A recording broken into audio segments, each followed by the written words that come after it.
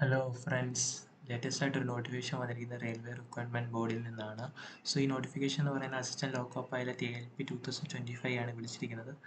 അപ്പം ഇതിൻ്റെ ഡീറ്റെയിൽ ആയിട്ട് നോക്കുവാണെങ്കിൽ വിളിച്ചിരിക്കുന്ന അസിസ്റ്റൻറ്റ് ലോക്കോ പൈലറ്റ് എന്ന് പറയുന്ന പോസ്റ്റിഫിക്കേഷൻ ഓപ്പൺ ചെയ്ത ഡേറ്റ് എന്ന് പറയുന്നത് 12/4/2025. അതായത് ഇന്നാണ് ഓപ്പൺ ചെയ്ത ഡേറ്റ് എന്ന് ഓർത്തിരിക്കുക. ക്ലോസ് ചെയ്യുന്ന ഡേറ്റ് എന്ന് പറയുന്നത് 11/5/2025 അതോടൊപ്പം തന്നെ ആപ്ലിക്കേഷൻ ഫീ ക്ലോസ് ചെയ്യുന്ന ഡേറ്റ് എന്ന് പറയുന്നത് 13/5/2025. ഇനി അസിസ്റ്റൻറ്റ് ലോക്കോ പൈലറ്റ് ALP ആണ് വിളിച്ചിരിക്കുന്നത്. ലെവൽ 2 ആണ് പേ ലെവൽ എന്ന് പറയുന്നത്. സ്റ്റാർട്ടിംഗ് സാലറി എന്ന് പറയുന്നത് 19 ആണ് സ്റ്റാർട്ടിംഗ് സാലറി. 19 എന്ന് പറഞ്ഞാൽ തന്നെ നിങ്ങൾക്ക് ബേസിക് പേ ആണെങ്കിൽ പോലും നിങ്ങൾക്ക് കിട്ടുന്ന പ്രൈസ് എന്ന് പറയുന്നത് ഒരു 20-25 കിട്ടും. സോ മെഡിക്കൽ സ്റ്റാൻഡേർഡ് ഓർത്തിരിക്കുക, A1 ആണ് മെഡിക്കൽ സ്റ്റാൻഡേർഡ്. മെഡിക്കൽ സ്റ്റാൻഡേർഡ് നിർബന്ധമായും ശ്രദ്ധിക്കേണ്ടതാണ്. A1 ആണ് എന്ന് നിങ്ങളുടെ മെഡിക്കൽ സ്റ്റാൻഡേർഡ് ഉറപ്പ് വരുത്തുക. അതിനുശേഷം അതുപോലെ തന്നെ 18 മുതൽ 30 വയസ്സുള്ളവർക്കാണ് ഇതിലേക്ക് അപ്ലൈ ചെയ്യാൻ പറ്റുന്നത്. ഏജ് ലിമിറ്റ് കാൽക്കുലേറ്റ് ചെയ്യുന്ന 1/7/2025 ഡേറ്റ് ബേസിസിലാണെന്ന് ഓർത്തിരിക്കുക. വിളിച്ചിരിക്കുന്ന വേക്കൻസി എന്ന് പറയുന്നത് 900 പരം വേക്കൻസിയാണ് വിളിച്ചിരിക്കുന്നത്. എല്ലാ സോണിലേക്കും വിളിച്ചിട്ടുണ്ട്. സോ ഇതിൻ്റെ ഏജ് ലിമിറ്റ് നോക്കുമ്പോൾ 1/7/2025 ബേസിസിലാണെന്ന് പറഞ്ഞു. 18 മുതൽ 30 വയസ്സ് വരെയുള്ളവർക്ക് അപ്ലൈ ചെയ്യാം. ഇനി ഏജ് റിലാക്സേഷൻ പറയുന്നത് SC/ST കാൻഡിഡേറ്റിന് 5 വർഷവും OBC കാൻഡിഡേറ്റിന് 3 വർഷവുമാണ് ഏജ് റിലാക്സേഷൻ പറയുന്നത്. ബാക്കിയുള്ള ക്ലാസ്സസിൻ്റെയൊക്കെ ഇവിടെ കൊടുത്തിട്ടുണ്ട്. നെക്സ്റ്റ് നോക്കുന്നത് എക്സാം ഫീസാണ്. എക്സാം ഫീസ് എന്ന് പറയുന്നത് ജനറൽ കാൻഡിഡേറ്റ് 500 രൂപയാണ് എക്സാം ഫീ വരുന്നത്. 500 രൂപയിൽ 400 രൂപ നിങ്ങൾക്ക് റീഫണ്ടായിട്ട് കിട്ടുന്നതാണ്. അതായത് CBT 1 എക്സാം അറ്റൻഡ് ചെയ്ത് കഴിഞ്ഞാൽ നിങ്ങൾക്ക് 400 രൂപ റീഫണ്ടായിട്ട് വരുന്നതാണ്. Then SC/ST, ex serviceman, female, അതുപോലെ തന്നെ OBC, ട്രാൻസ്ജെൻഡേഴ്സ് കാൻഡിഡേറ്റ് ഒക്കെ ആണെങ്കിൽ നിങ്ങൾക്ക് എക്സാം ഫീ ആയിട്ട് വരുന്നത് 250 രൂപയാണ്.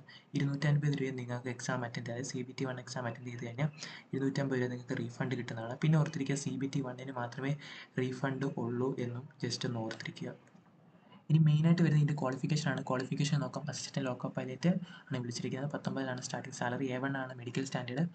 ക്വാളിഫിക്കേഷൻ എന്ന് പറയുന്നത് 10ാം ക്ലാസ് നിർബന്ധമാണ്. പ്ലസ് അതിൻ്റെ കൂടെ നിങ്ങൾ ITI പഠിച്ചിരിക്കണം. ITIയിൽ വിത്ത് ട്രേഡ് ഇവിടെ കൊടുത്തിട്ടുണ്ട്. അതായത് ഫിറ്റർ, ഇലക്ട്രീഷ്യൻ, ഇൻസ്ട്രുമെൻറ്റ് മെക്കാനിക്, അതുപോലെ തന്നെ mechanic in radio or TV, അതുപോലെ electronic mechanics, mechanic motor and vehicle, wireman, tractor mechanic, ഇതിലൊക്കെ IT ഉള്ളവർക്ക് ഇതിലേക്ക് അപ്ലൈ ചെയ്യാം. അതോടൊപ്പം ഇൻ കേസ് നിങ്ങൾക്ക് IT ഇല്ലാത്തവരാണെങ്കിൽ നിങ്ങൾക്ക് 10ാം ക്ലാസ്സിൻ്റെ കൂടൊപ്പം നിങ്ങൾ ഒരു കോഴ്സ് പഠിച്ചിരിക്കുക, അതായത് അപ്രൻറ്റീസ്ഷിപ്പ് കോഴ്സസ് പഠിച്ചിരുന്നാൽ നിങ്ങൾക്ക് ഇതിലേക്ക് അപ്ലൈ ചെയ്യാം. ഇപ്പോൾ റെയിൽവേയുടെ തന്നെ നിരവധി അപ്രൻറ്റീസ്ഷിപ്പുകളൊക്കെ വിളിച്ചിട്ടുണ്ടായിരുന്നു. അപ്പോൾ അതൊക്കെ അറ്റൻഡ് ചെയ്തിട്ടാണെങ്കിൽ ഇതിലേക്ക് അപ്ലൈ ചെയ്യാം. അതോടൊപ്പം നിങ്ങൾക്ക് അതും ഇല്ലാത്തവരാണ് നിങ്ങൾ 10ാം ക്ലാസ് പ്ലസ് നിങ്ങൾക്ക് 3 വർഷത്തെ diploma in mechanical, electrical, electronics, automobile engineer പഠിച്ചവർക്ക് ഇതിലേക്ക് അപ്ലൈ ചെയ്യാം. ഇനി BA BTech ഉള്ളവർക്കും ഇതിലേക്ക് അപ്ലൈ ചെയ്യാമെന്ന് പറയുന്നുണ്ട്. ഇതാണ് ഇതിൻ്റെ ക്വാളിഫിക്കേഷൻ എന്ന് പറയുന്നത്. ജസ്റ്റ് ഓർത്തിരിക്കുക.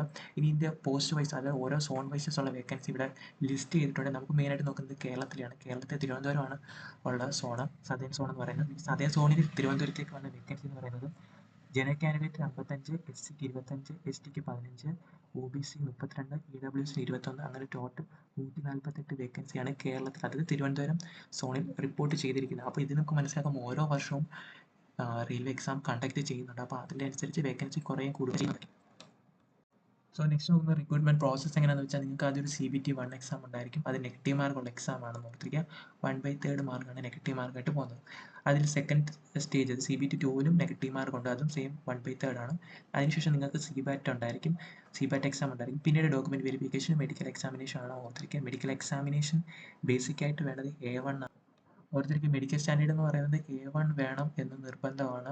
അതും അസിസ്റ്റൻറ്റ് ലോക്കോ പൈലറ്റ് ആണ്. അപ്പം A1 ഉള്ളവരാണ് ഇതിലേക്ക് അപ്ലൈ ചെയ്യുക. അപ്പം നിങ്ങൾ ജസ്റ്റ് ഒന്ന് ചെക്ക് ഒക്കെ ചെയ്യാം A1 ആണോ നിങ്ങളുടെ മെഡിക്കൽ സ്റ്റാൻഡേർഡ് എന്നൊക്കെ.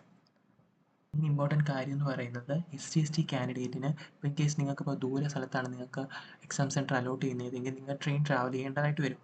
ആ സമയത്ത് നിങ്ങൾക്കിപ്പം ഫ്രീ ആയിട്ടുള്ള ട്രെയിൻ ട്രാവൽ പാസ് റെയിൽവേ നിങ്ങൾക്ക് പ്രൊവൈഡ് ചെയ്യുന്നുണ്ട്. അപ്പോൾ അതാണ് ഇവിടെ മെയിനായിട്ട് പറയുന്നത്. ഇപ്പോൾ ഈ കോൾ ലെറ്ററിൻ്റെ സമയത്ത് നിങ്ങൾക്ക് പാസ് നിങ്ങൾക്ക് അവർ പ്രൊവൈഡ് ചെയ്യുന്നതാണ്.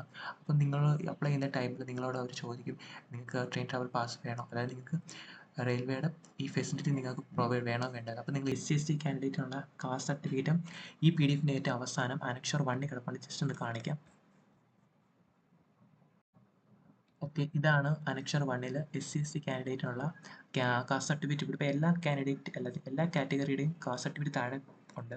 സോ അപ്പോൾ ഇത് SC/ST കാറ്റഗറി സർട്ടിഫിക്കറ്റ് ആണ്. ഇതാണ് സെൻട്രൽ പർപ്പസ് ബേസിസ് ആയിട്ടുള്ള കാസ്റ്റ് സർട്ടിഫിക്കറ്റ്. ഇവിടെ മെയിനായിട്ട് ഒരു കാര്യം ഓർത്തിരിക്കുക, നിങ്ങളിപ്പോൾ കാസ്റ്റ് സർട്ടിഫിക്കറ്റ് അപ്ലൈ ചെയ്യുന്ന ടൈമിൽ അല്ലെങ്കിൽ നിങ്ങളിപ്പം പ്രിൻ്റ് ഔട്ട് എടുത്ത് കൊണ്ടുവന്ന ടൈമിൽ നിങ്ങൾ ഇത് സൈൻ അല്ലെങ്കിൽ സീൽ ചെയ്ത് വാങ്ങിക്കേണ്ടത് തഹസിൽദാർ റാങ്കിന് മുകളിലുള്ള ഉദ്യോഗസ്ഥരെ കൊണ്ട് വേണം ഇത് സൈൻ അല്ലെങ്കിൽ സീൽ ചെയ്ത് വാങ്ങിക്കാൻ. അതായത് വില്ലേജ് ഓഫീസറെ കൊണ്ടൊന്നും ഇത് സീൽ സൈൻ ചെയ്ത് വാങ്ങിപ്പിക്കരുത്. വാങ്ങിപ്പിച്ചാൽ തന്നെ ഇത് അപ്രൂവ് ആവത്തില്ല എന്ന് ഓർത്തിരിക്കുക. ഇവിടെ മെയിനായിട്ട് പറയുന്നുണ്ട് revenue officers not below the rank of tahsildar. അത് തഹസിൽദാർ, അത് ഡെപ്യൂട്ടി കളക്ടർ, സിറ്റി മജിസ്ട്രേറ്റ് അങ്ങനെയുള്ള റാങ്ക് ഉള്ളവരെ കൊണ്ട് മാത്രമേ ഇത് സൈൻ സീലും ചെയ്ത് വാങ്ങിക്കാവൂ എന്ന് ഓർത്തിരിക്കുക. ജസ്റ്റ് ഓർത്തിരിക്കുക. പിന്നെ ബാക്കിയുള്ള കാറ്റഗറിയുടെയൊക്കെ കാസ്റ്റ് സർട്ടിഫിക്കറ്റ് താഴെ ഇവിടെ പിൻ ചെയ്തിട്ടുണ്ട്, ജസ്റ്റ് ഒന്ന് നോക്കാം. ഇനി ഇവിടെ പറയുന്നുണ്ട് SC/ST കാറ്റഗറി സർട്ടിഫിക്കറ്റ് നിങ്ങൾ അപ്ലോഡ് ചെയ്യുമ്പോൾ 400 KB താഴെ സൈസിലായിരിക്കണം, PDF ഫോർമാറ്റിലായിരിക്കണം അപ്ലോഡ് ചെയ്യേണ്ടതായിട്ട് ഇന്ന് വരുന്നത്. അതും ക്ലിയർ ആയിരിക്കണമെന്ന് പറയുന്നുണ്ട്. അതുപോലെ തന്നെ മെയിനായിട്ട് വേറൊരു കാര്യം പറയുന്നത്, നിങ്ങൾ ഫോട്ടോ ഒക്കെ അപ്ലോഡ് ചെയ്യുമ്പോൾ അവർ പറയുന്നുണ്ട് ഫോട്ടോ എന്ന് പറയുന്നത് ലേറ്റസ്റ്റ് ആയിട്ട് എടുത്തിരിക്കുന്ന ഫോട്ടോ ആണ്, അതായത് 2 മാസത്തിനുള്ളിൽ എടുത്തിരിക്കുന്ന ഫോട്ടോ ആയിരിക്കണമെന്ന് പറയുന്നുണ്ട്. അപ്പോൾ ഇത്രയും കാര്യങ്ങളാണ് അസിസ്റ്റന്റ് ലോക്കോ പൈലറ്റിനെ പറ്റി പറയാനുള്ളത്. സോ ഓപ്പണിംഗ് ഡേറ്റ് എന്ന് പറയുന്നത് 12/4/2025, അത് ഇന്നാണ്. ക്ലോസിംഗ് ഡേറ്റ് 11/5/2025 ആണ്. സോ ഓർത്തിരിക്കുക. അപ്പം പേ ലെവൽ എന്ന് പറയുന്നത് 19 ആണെങ്കിൽ പോലും ഇപ്പോൾ 7th പേ കമ്മീഷൻ ആണ് ഇരിക്കുന്നത്. ഇപ്പോൾ 8th പേ കമ്മീഷൻ വരുവാണ്. സോ അപ്പോൾ നിങ്ങളുടെ സാലറി എന്തായാലും കൂടാനുള്ള ചാൻസസ് കൂടുതലാണ്. സോ അപ്പോൾ അപ്ലൈ ചെയ്യുന്നവരെല്ലാം അപ്ലൈ ചെയ്ത് ലാസ്റ്റ് ഡേറ്റ് നിൽക്കാതെ തന്നെ. Thank you.